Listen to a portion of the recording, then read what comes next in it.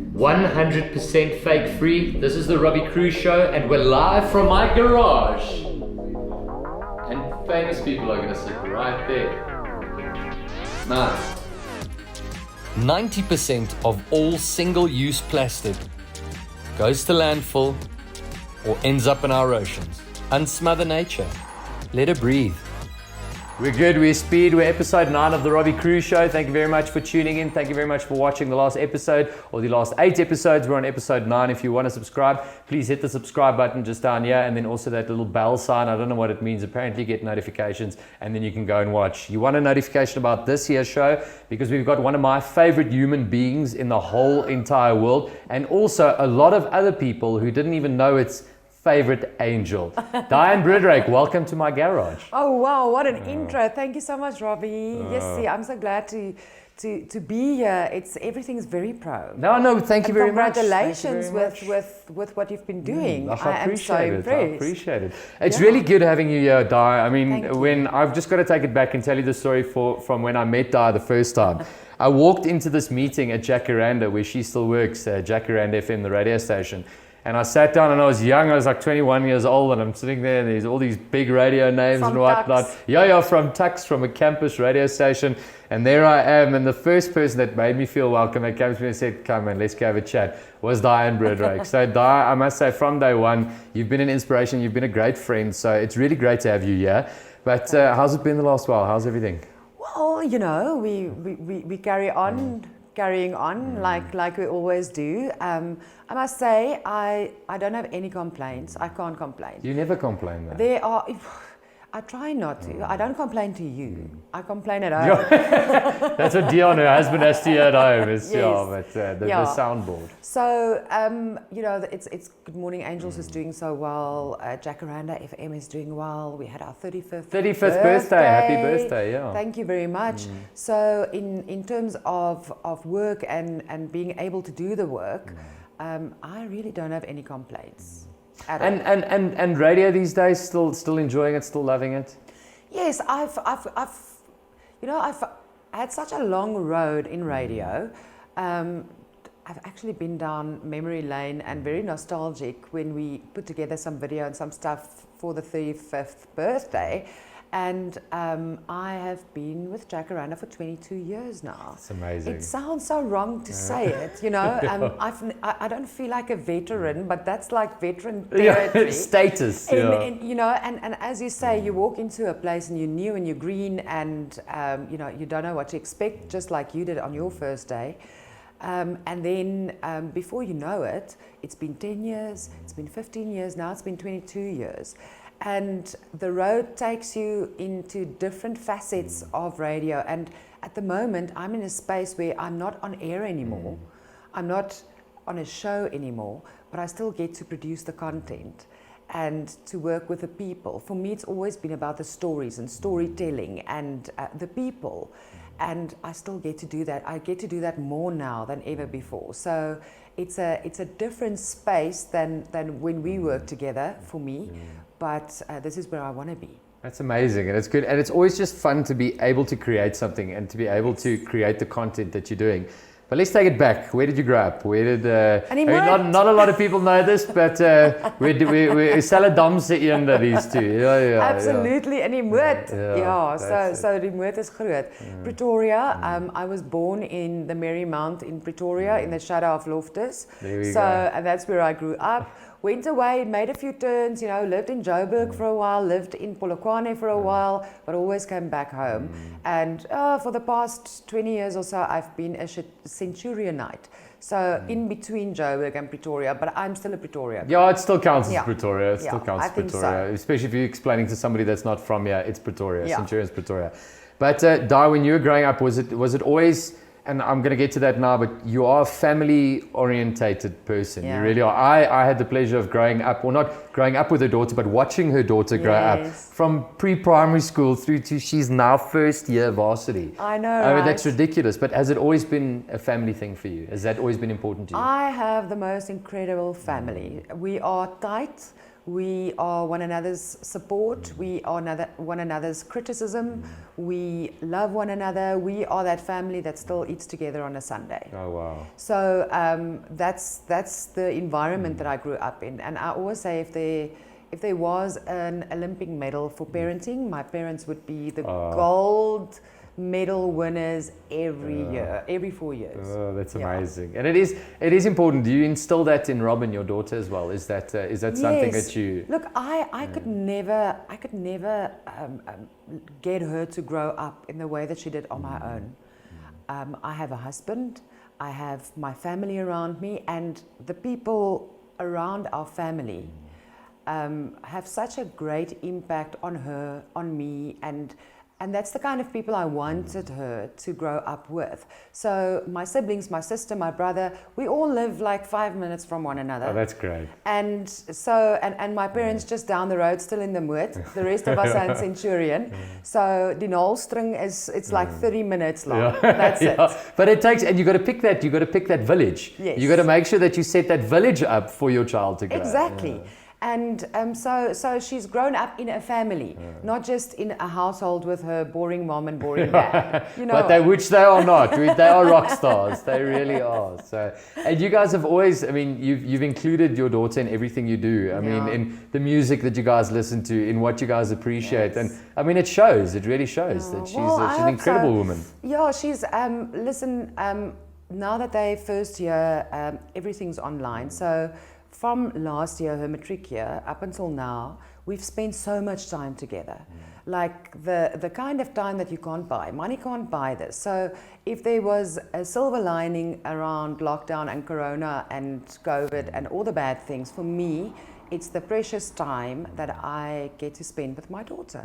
And it was. And, you know, it's just something that I cherish now. And I think when she's a little bit older, she'll cherish more.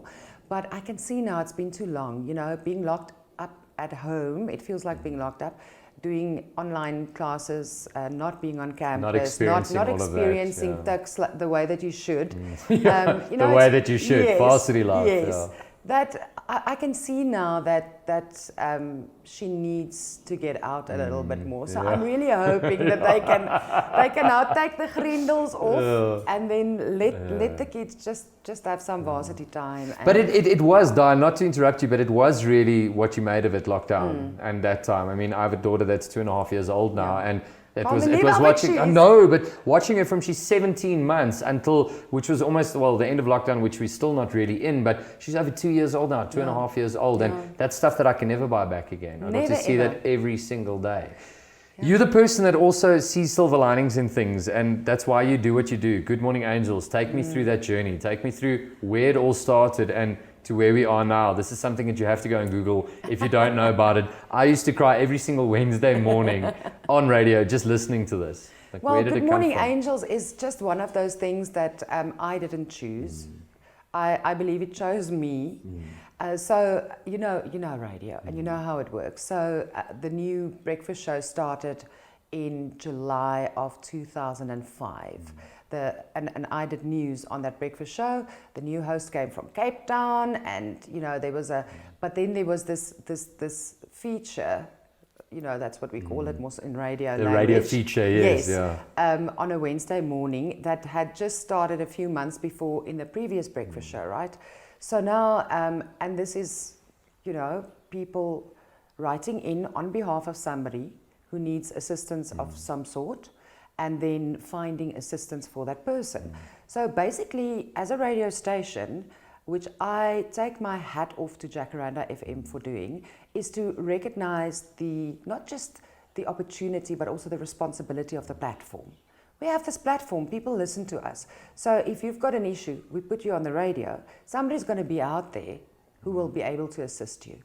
And this community of just people being kind to one another, of generosity, of people really being angels to one another, has just grown from strength to strength. And it's been on your radio, on Jacaranda FM, on a Wednesday morning for 16 years. It's ridiculous. 16 years, Robbie. Yeah. And that power of, when you say the power of radio, that's exactly what that is a listener, literally. I mean, we were part of a golf day once where I don't know how much we needed. We needed, let's say, 1 million, and we got way more than what we needed. I mean, just from people going, I'm listening. And I remember even once a caller called in, and I think it was 600,000 Rand that we were short.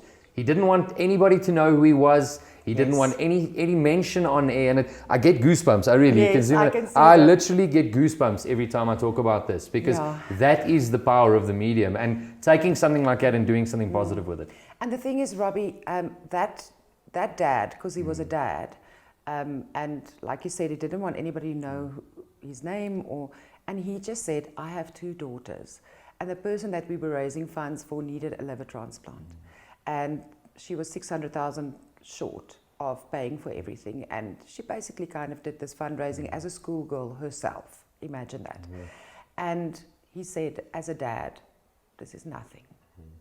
And moments like that, it's not things that you can forget. It changes you, you know. It's all about those little moments, and I have been very privileged and fortunate to have those moments regularly in my life. And I think, you know, people say, oh, but isn't it difficult? You know, everybody writes in, and it is difficult. It is, because you've got to make that. I mean, you've got to make that choice of who gets help. People write to angels@jacaranda.fm.com, I think it was Oprah who said that all pain is the same. So it doesn't matter what your situation is and what your need is, for you and your family and the people around you, that is the only thing that counts. And so many people, through lockdown, I kid you not, there were times that I received 1,000 requests a day, Robbie. So, and these were just people all in panic, suddenly not knowing where tomorrow's food is coming from. Yes. Wow. So as the circumstances in our country change, the needs change, but the need is always more than any of us can really bear. And then people say, oh, but isn't it depressing? Yes, you know, going through all of that. Yeah, and how does that feel? That's a question that I have for you. How do you cope with all of that? I would love to, I would say I would love to, and we've done a lot of things together and a lot of work together, and things that have come off where I've been in tears from the moment that the person requested something right through until they actually receive a leg, or they receive this, or they receive that. How do you do it?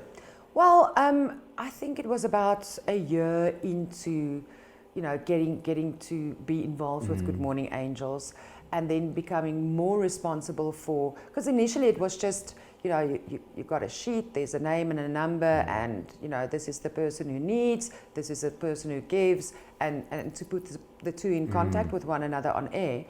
Then it became my responsibility to start sourcing the assistance and going through those requests, and then there was a point, and I remember it was one day when I picked Robin up from pre-primary school, and by die Popeyes pre-primair, there's a you remember it like it's yesterday. Yes, she also doesn't forget. She also doesn't forget. Yeah. So there's they had this notice board with an inspirational quote every week and little announcements for it's a very little school, small school.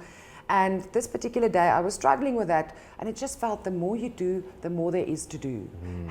What can we do? How can this be? And I drove up, and on the notice board, it just said, if as one person you can't change the world of one person.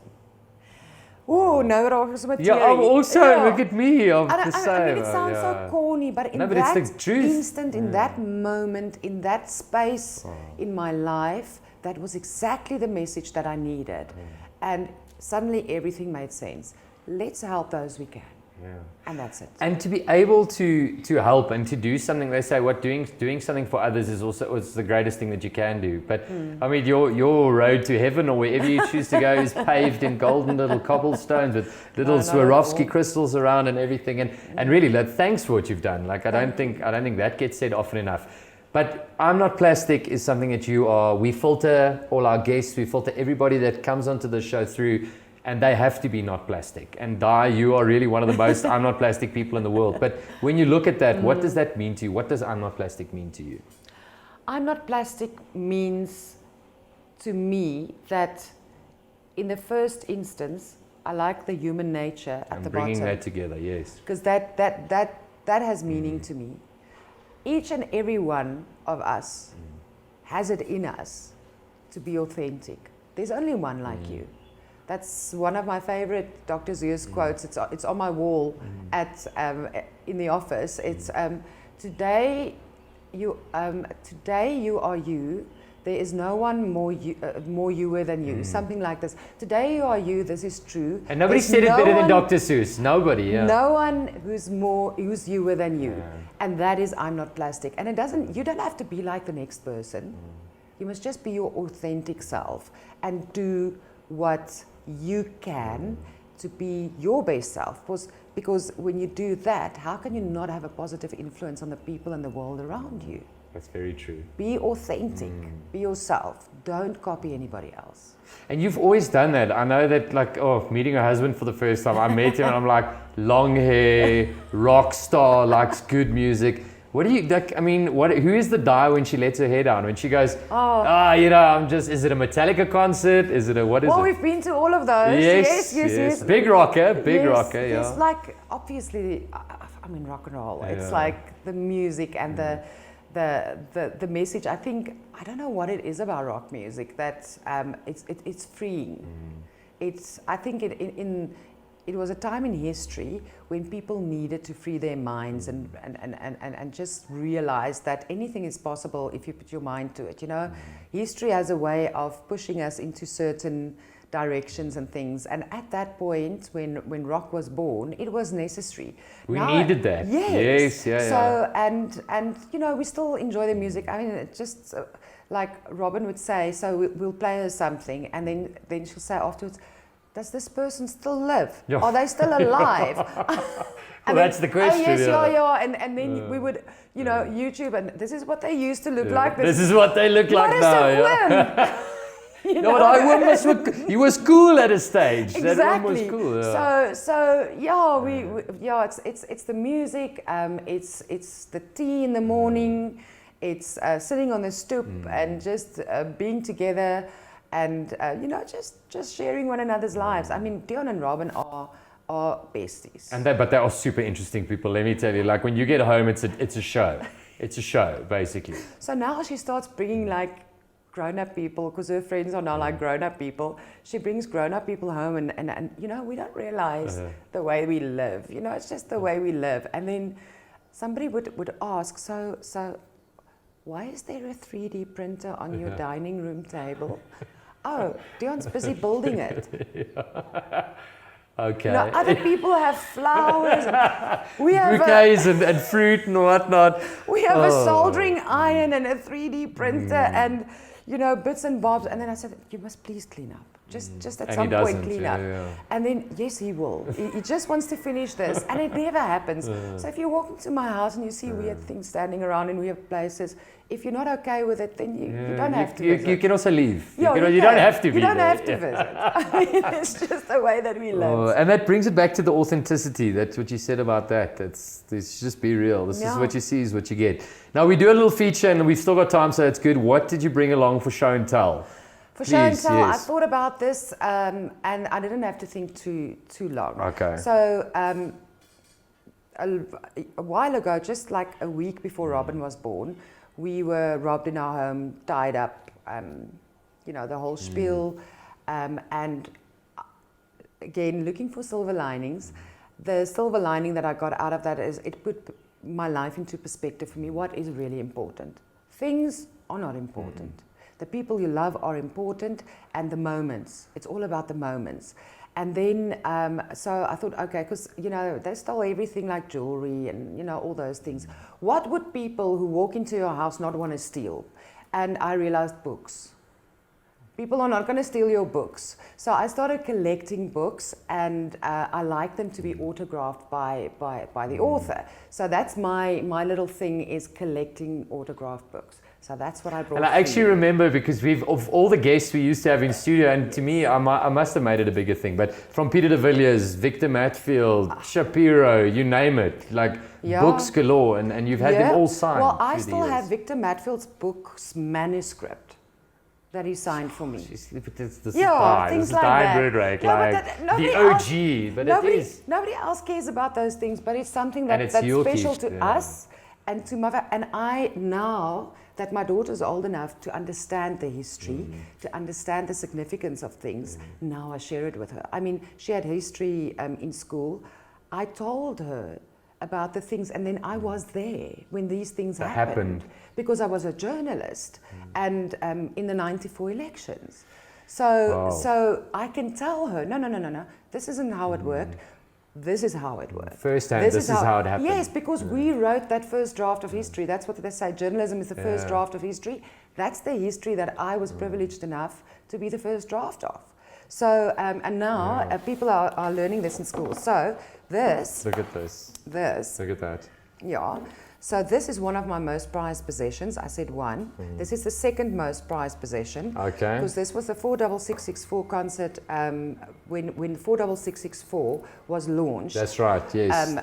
Through the Nelson Mandela Foundation and as a fighter for the rights of HIV/AIDS sufferers.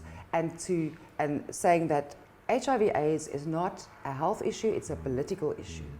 And the powers that be need to shape up. That's nice. And look where we are today. I think we've made massive stride. AIDS is still there, but you don't hear about it as much anymore because things changed and people are getting the treatment that they should. So, Mr. Mandela signed it for No, wow. I didn't think it could get worse than that, eh? So, just because he wrote my name, and I forgive him for making one N and not two. It's okay. But I would never have spelled that wrong, but that's, God rest his soul. Oh, yes. Look at that, signed by Mandela himself. Yes. That is an incredible. I remember also, actually, funny enough, we did a show together, and I got a tattoo of him on my back during one of his birthdays. It was. But you're also good friends with Zelda Lafranci, who's, Nelson Mandela's right-hand woman for many years, like family. And it's these incredible people that I see in my life, and Nelson Mandela being one of them, but you being another one. I mean, like you don't get the chance to meet as many great people as what I have in the form of yourself, Zelda, Mandela, and people that I have met in my life and the work that you do. So I just want to say from my side, like, it's so amazing. It really is. It's you've got another thing there. Tell me. Yeah. Talk to me. So speaking of Zelda, okay. so when I got this book, we weren't friends yet. This signed copy, and then we became friends through Bikers for Mandela Day. That's right. You worked a lot together. Yes, with a trip every year. Yes. And then, we became very good friends. And then for my birthday one year, and this was when Madiba was still alive, she brought me this as a gift. And look at the signature. He's shaking. It was just before he passed. Look at that, Nelson Rolihlahla Mandela. This was just before. And that reminds me, that's how my granny wrote towards the end as well. And you can see from the first signature to this one where he was in his life. So that is my most treasured earthly possession. And like you say, I mean, no one's going to walk in and steal it because it's not going to be on their list. Exactly. But it's a weird story that you told there, and the fact that it shouldn't happen to anyone, and you said that whole spiel of it happening. I mean, it's bad that it's something in our heads like that, but this is something that someone's not going to take from you. And the reason why this is so important to me is, for me personally, is when I started out as a journalist. I was such a green little junior in the build-up to the 94 elections, right? So it was the year before. I went to cover some other news event with the ANC, and Madiba was there, and he was sitting on. It was at the showgrounds in Pretoria, and he was sitting on a little stage that they had for all the speakers, and there was a praise singer, doing all of that, and here I am. Sitting, studying Nelson Mandela's face, because when we grew up, this was not somebody that we knew what he looked like, because photos of Mandela were against few and far between. It would never, you wouldn't have it. You were not allowed to have a picture of Nelson Mandela, and what happened subsequently and so on, and now we on this path to our first democratic elections, and there was a lot of, I come from the Moed, people were worried. I was worried. Nobody knew. Nobody knew what's going to happen. It was change all over and so on. And here's this man that I was brought up to be afraid of, right? Yeah, 100%. You know, it's almost like there's Nelson Mandela and just next to him is the devil. You know, it's like... It's the enemy. It's the enemy. That's how you were grown up. That's how you were brought up, yeah. Yes. And here he sits with that kind face, and just the way that he sat, he was sitting with his hands on his lap like this, looking down like this, listening to what the people were saying, because he's a very good listener. Sat there listening, and there I was like 5 meters away, looking at him, and I think he possibly felt me staring at him because exactly. I mean, I've always been in awe of just that like man. that, Yeah. looking at him, and as he sat like this, he just looked up, right straight into my face, in my eyes, and all he did was he lifted his hand and he just waved at me like this. Moments, I'm telling you, Robbie, moments. Yeah. And from that day, I was his biggest fan, because he made me feel so special. And for me, he still is the icon of what a human being should be. Absolutely. And I aspire to follow his lead. There will never be another Nelson Mandela, but you can take what he taught us and he left us and make it your own. If you're not plastic, be your authentic self. And that's why these are so important to me. Well, can I just say, from Nelson Mandela's biggest fan to Nelson Mandela's biggest fan's fan. No, I'm your biggest fan, either way. Thank you, Robbie. Di, thank you very much for coming on the show. I really appreciate it. We've still got a long road to walk, me and you. Yeah. Hopefully we're still going to change the future in some way. You're the least plastic human being I know, you really are. And I'm wealthier for knowing you. I really am. And thanks for coming on the show. And I really appreciate you so much. And I don't know if you noticed, but I'm wearing the ring you gave me my for word. my birthday one year. Oh my word. I went and picked that with my mom for Di, and I said, she will love this. She will love just to show you, I cherish it, and you so incredibly special, not just to me, to a lot of other people, and I know your future is brighter than bright. Oh, I've got good sunglasses because I've got people like you in my life. That's why. That's the end of episode 9. Before I start crying, before we start getting too emotional, but she's a great person. Go follow her on social media, Dianne Broodryk. Not just the amazing work that they do on VIA and on Jacaranda FM, just as a human. If you ever get the chance to meet this woman, you'll be richer for it. Thanks for watching. I'm Dianne Broodryk, and I'm not plastic. Well, we're on episode 8, would you believe? I'm Not Plastic segment for today. I'd love to welcome onto the Robbie Kruse show a person that is definitely not plastic. She spent some time in Germany, but is a South African, has been living here for the longest time, which is fantastic. Sabine, welcome to the show. Thanks for having me. This is great. So you're from Urban Sleeves. Tell me a little bit more about the company before we even get you. Yes, Urban Sleeves. It's a relatively new and very small company, which started off with natural materials, designing products which are functional, but with natural materials, sustainable, biodegradable. And it's kind of evolved recently into a bit more where we use recycled materials. And this is made out of actually plastic water bottles. You lie. So that's proper. Basically what happens is our informal collectors, trash collectors, Yes. you know, Waste they go, pickers, yeah, exactly. And communities as well, you know, there's lots of communities, so that the water bottles don't end up in landfills or the ocean. They collect it, it goes to a company, it gets cleaned, the labels get taken off, the little caps get taken off, and then it gets recycled in little pellets which get melted down. And now you can make new water bottles, or you can make a material. And for example, this handbag is actually 4.5 water bottles. And you can make and it's materials. Fashionable. It's fashionable. fashionable, You exactly. You'd buy this if it wasn't an expensive boutique. Absolutely. 100%. Yeah. And basically what we want to say is that, you know, it's fashion that you can feel good about. It's not fast fashion, it's functional, you can use it, you can reuse it, recycle it again. So what we want to bring across as well and make aware is that fashion can be chic, and even recycled fashion can be chic. It's not something which has no quality or so. It's quality, it's functional, and it's chic. I think a lot of people, when they also think recycled, materials or clothing, or they think, oh, it must be this, it must be like a brown shirt or this or that, and it's not great quality. Exactly. And that's not like that anymore. It's not like that anymore. And I mean, there's big brands out in the world which create amazing products from recycled plastics from the ocean and so on, So that's what we want to bring across, to make people more aware of it.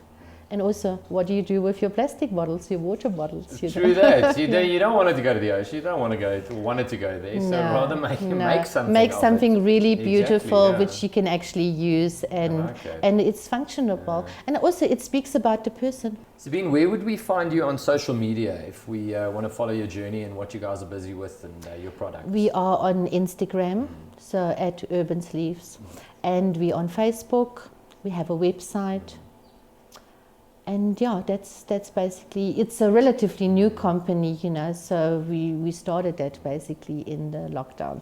Oh, but amazing. I mean, you've got to come up with something, It's, we hustle. Exactly, yes, So that's where we are available on. Also what we do is, if it's a corporate company or events, we can then print the logo of the company onto the product. And, there's laptop sleeves, there's notebooks, there's pouches, there's a whole lot of products. And we're busy with more. Shopper bags, all sorts of things. And that's going to be a thing as well. That's going to be a massive thing because of the fact that plastic bags are going to completely be gone. Completely out. And I was recently at the organic market in Cape Town, and I was watching people, how they shop for their organic products, and the shopper bags will be perfect for that as well. Yes. So also go check them out, Urban Sleeves. They're on Instagram. They got a website as well. Go and support local. So go and buy these if you're buying something chic for a girlfriend or a boyfriend, doesn't matter what you're into.